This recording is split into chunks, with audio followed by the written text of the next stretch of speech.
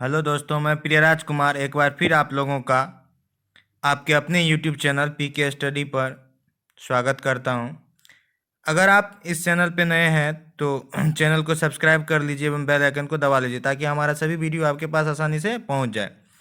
जैसा कि आज आप लोगों ने थंबनेल पे पढ़ा होगा, जो बिहार बोर्ड प्रश्न पत्र आउट, तो मैं आपको क्लियर कर देना चाहता हूँ, ये प्रश्न पत्र आउट नहीं हुआ। ये प्रश्न पत्र का नमूना पेपर जो होता है, मॉडल पेपर जो होता है, उसे बिहार बोर्ड ने जारी किया ताकि आप लोग अच्छे से इस बात को समझ जाएं जो आप लोग से किस प्रकार का प्रश्न पूछा जाएगा, किस तरह का प्रश्नों का पैटर्न रहेगा, कैसे जवाब देना, इसका प्रैक्टिस आप लोग पहले ही कर लें। तो आज हमने साइंस का जो मॉडल पेपर है उसको लेकर के आए और उसमें ही सिर्फ फिजिक्स का सॉल्यूशन होगा। और नेक्स्ट चूंकि सबका करेंगे तो वीडियो लंबा हो जाएगा। इस बार आप लोगों के लिए एक और खुशी की बात यह है कि 80 ऑब्जेक्टिव आप लोगों के सामने रहेगा, जिसमें से मात्र बनाना है आप लोगों को 40। तो ये भी आप लोगों के लिए खुशी की बात है, ज़्यादा ऑप्शन रहेगा उसको बनाना है। तो आज हम फिजिक्स को लेकर के आए हैं, तो चलिए हम लोग वीडियो का शुरुआत करते हैं। पहला क्वेश्चन है, किस दर्पण की फोकस दूरी ऋणात्मक होता है? ऑप्शन दिया हुआ है समतल दर्पण, अवतल दर्पण, उत्तल दर्पण, इनमें कोई नहीं। तो फोकस दूरी हो या वक्रता त्रिज्या, वो होता है अवतल दर्पण का क्या होता है? ऋणात्मक होता है। नेक्स्ट क्वेश्चन की तरफ हम लोग बढ़ेंगे। नेक्स्ट क्वेश्चन है, दर्पण की फोकस दूरी और वक्रता त्रिज्या में क्या संबंध है? देखिए आप लोगों को हम बता चुके हैं, एफ बराबर क्या होता है? R/2 होता है। जो ऑफलाइन क्लास में पढ़े हैं उसको पता है। हम लोग देखते हैं ऑप्शन एफ बराबर आर, एफ बराबर R/2। आगे का ऑप्शन पढ़ना नहीं, बेहिचक हम लोगों का यही होगा आंसर। नेक्स्ट क्वेश्चन की तरफ बढ़ते हैं। नेक्स्ट क्वेश्चन है, सामान्य दृष्टि के लिए स्पष्ट दृष्टि की न्यूनतम दूरी क्या है? स्पष्ट दृष्टि की न्यूनतम दूरी होती है 25 सेंटीमीटर। हम लोग अब ऑप्शन देखते हैं। ऑप्शन है 25 मीटर। शांति से ध्यान से पढ़ना है, धरफराना नहीं है इस टाइप के क्वेश्चन में। ऑप्शन नंबर बी है 25 सेंटीमीटर, सी है 25 मिलीमीटर, डी है इनमें कोई नहीं। तो ऑप्शन नंबर बी 25 सेंटीमीटर होता है। नेक्स्ट क्वेश्चन है, श्वेत प्रकाश का कौन सा रंग किसी प्रिज्म से गुजरने के पश्चात सबसे कम झुकता है? देखिए ध्यान से पढ़िएगा, यहाँ दिया हुआ सबसे कम झुकता है। तो सबसे कम झुकता है लाल और सबसे ज़्यादा झुकता है बैगनी। लेकिन हम लोग को यहाँ पे पूछा है जो सबसे कम कौन झुकता है, तो सबसे कम झुकता है लाल। ऑप्शन दिया हुआ है बैगनी, नीला, लाल, पीला। तो ऑप्शन नंबर सी हम लोगों का क्या होगा? सही आंसर होगा। नेक्स्ट क्वेश्चन की तरफ चलते हैं। क्वेश्चन नंबर 5 देखिए। क्वेश्चन नंबर 5 कह रहा है, मानव आंख की रेटिना द्वारा बनाई गई छवि होती है आभासी और सीधा, वास्तविक और उल्टा, आभासी और उल्टा, वास्तविक और सीधा। तो मानव नेत्र जो है, रेटिना पे जो प्रतिबिंब बनता है वो बनता है वास्तविक और उल्टा बनता है। लेकिन हम लोगों के मस्तिष्क में ऐसा सिस्टम लगा हुआ है जो हम लोग उसको कैसा देखते हैं? सीधा देख लेते हैं। तो ये हो जाएगा वास्तविक और उल्टा। नेक्स्ट क्वेश्चन की तरफ हम लोग चलते हैं। नेक्स्ट क्वेश्चन है, आकाश का नीला रंग प्रतीत होता है प्रकाश के परावर्तन के कारण, प्रकाश के प्रकीर्णन के कारण, प्रकाश के अपवर्तन के कारण, इनमें कोई नहीं। तो ऑप्शन नंबर बी हम लोगों का क्या होगा? सही आंसर होगा।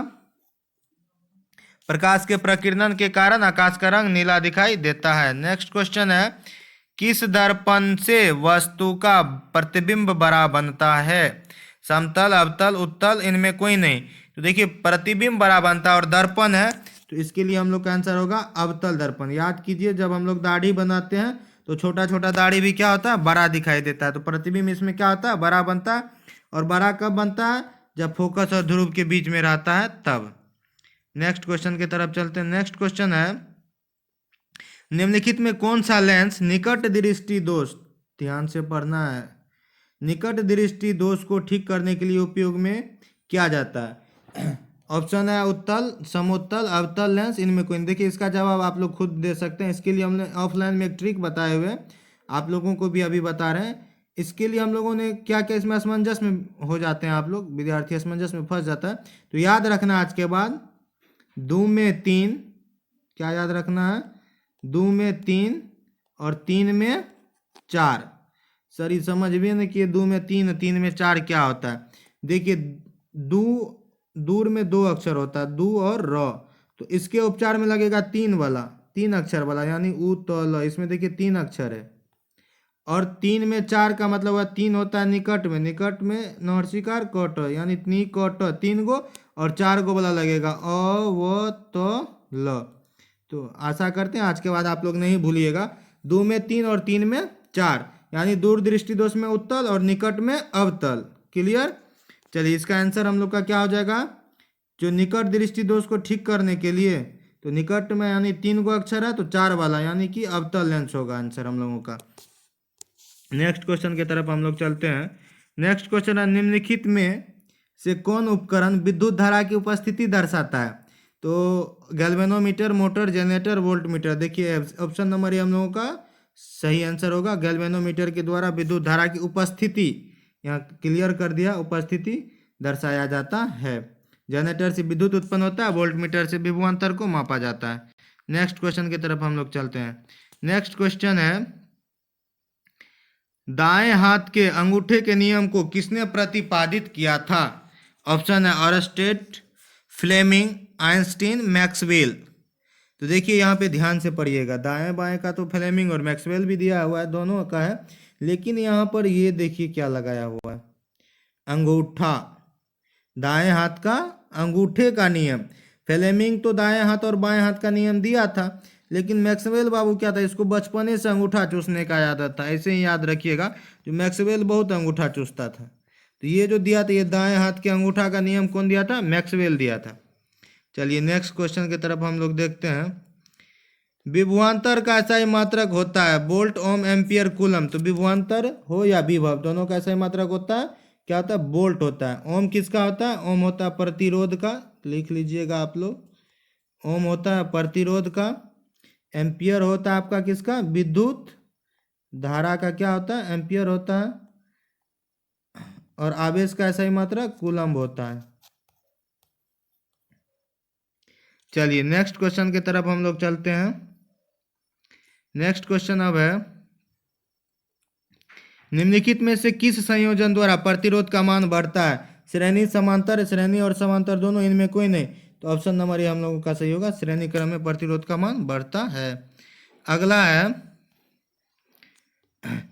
चुंबकीय क्षेत्र बल रेखा की प्रकृति होती है काल्पनिक, आभासी, काल्पनिक, वास्तविक, काल्पनिक एवं वास्तविक दोनों, इनमें कोई नहीं। तो इसका ऑप्शन नंबर ए चुंबकीय बल रेखा होता है, काल्पनिक होती है। नेक्स्ट क्वेश्चन की तरफ हम लोग चलते हैं। 1 किलोवाट घंटा किसके बराबर होता है। 1 किलोवाट घंटा तो 3.6 गुना 10 पावर 6 जूल, यानी ऑप्शन नंबर सी में दिया हुआ यही 3.6 गुना 10 पावर 6 जूल, ये हम लोगों का क्या होता है, सही आंसर होगा। नेक्स्ट क्वेश्चन देखते हैं हम लोग। नेक्स्ट क्वेश्चन है, नवीकरणीय ऊर्जा का स्रोत क्या है। नाभिकीय ऊर्जा, सौर ऊर्जा, कोयले से प्राप्त ऊर्जा, प्राकृतिक गैस से प्राप्त ऊर्जा। बाकी तीनों तो खत्म होने वाला है, और नवीकरणीय ये सौर ऊर्जा हो जाएगा। सौर ऊर्जा क्या है, नवीकरणीय ऊर्जा का स्रोत है। अगला है, कौन सा लेंस अपसारी लेंस भी कहा जाता है। कौन सा लेंस को अपसारी लेंस भी कहा जाता है। ध्यान से देखिए ऑप्शन, अवतल, उत्तल, अवतल एवं उत्तल दोनों, इनमें कोई नहीं। लास्ट दोनों तो होगा नहीं।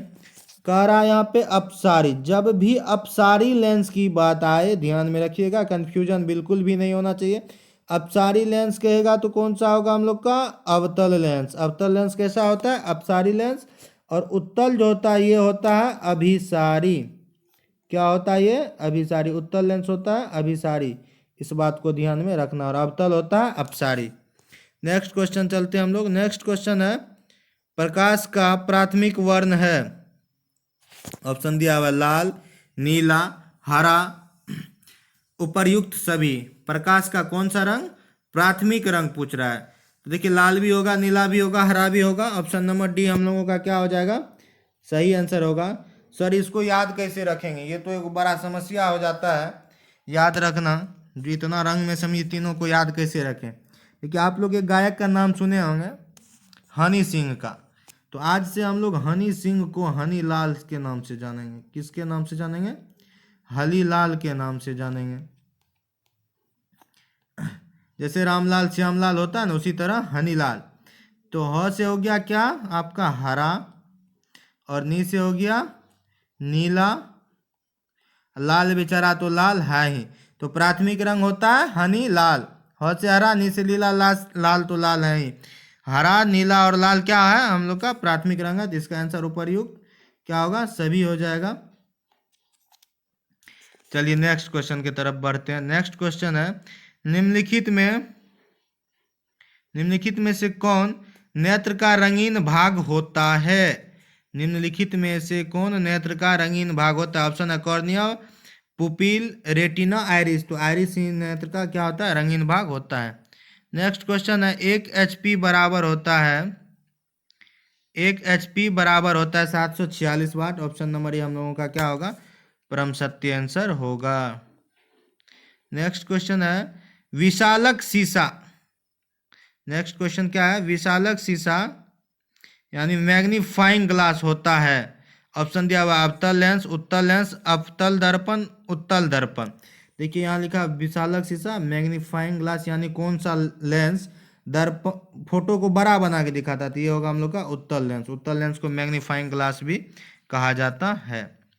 नेक्स्ट क्वेश्चन देखते हैं। नेक्स्ट क्वेश्चन है, जब किसी चालक तार से विद्युत धारा प्रवाहित होती है तो गतिशील कण है, इलेक्ट्रॉन होना चाहिए। आंसर है ऑप्शन में है परमाणु, आयन, प्रोटॉन, इलेक्ट्रॉन। तो ऑप्शन नंबर डी हम लोगों का सही आंसर होगा।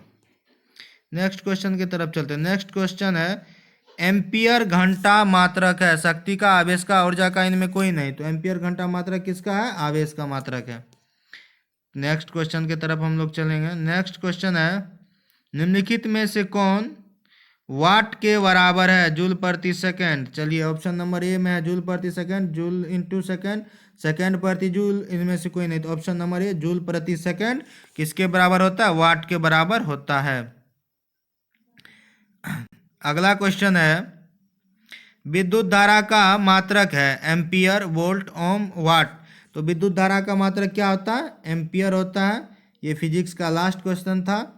आज यहीं तक, आगे का जो केमिस्ट्री और बायोलॉजी का पार्ट है बहुत जल्दी लेकर के आएंगे, और आप लोग तब तक इसको बहुत अच्छे से देख लीजिए, समझ लीजिए, और सारे के सारे ऑब्जेक्टिव बहुत इजी हैं, आप लोग को याद भी हो जाएगा।